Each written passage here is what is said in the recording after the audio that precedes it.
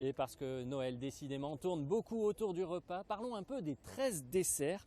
Vous connaissez certainement cette coutume provençale qui remonte au XVIIe siècle.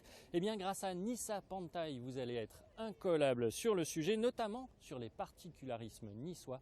Christophe Napoli avec Robin Rico. Avellane, donc c'est les noisettes, noix, amendoula et azébique. Mais quelle est donc l'étonnante recette en préparation ce matin? Indice, toute la Provence en raffole depuis des siècles jusqu'au palais des Niçois. L'opération très simple d'aujourd'hui, c'est prendre les 4 mendiants et on fait les fruits déguisés avec ça. Les 4 mendiants, ce sont les 4 ingrédients fétiches d'une tradition qui remonte au XVIIe siècle, les 13 desserts de Noël. Il y a l'orange, la mandarine, la pâte de coin, la fougasse, la torta de blé, le nougat.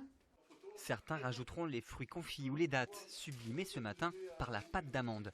À Nice, et c'est un particularisme, ils sont accompagnés de la présepe, la petite crèche de Noël. Lors de leur apparition en Provence, ces 13 desserts étaient signe d'abondance pour les familles de paysans. C'est un patrimoine qui nous appartient, quoi. Voilà. C'est bien de le remettre en valeur parce que ça se perd un petit peu. À l'époque, ces desserts étaient prisés pour leur qualité nutritive et nourrissante. La prospérité de Nice est arrivée tard au XIXe siècle. Donc nos spécialités et notre cuisine en général, c'est une cuisine qui est assez pauvre en sucre, pauvre en graisse puisqu'on utilise plutôt l'huile d'olive.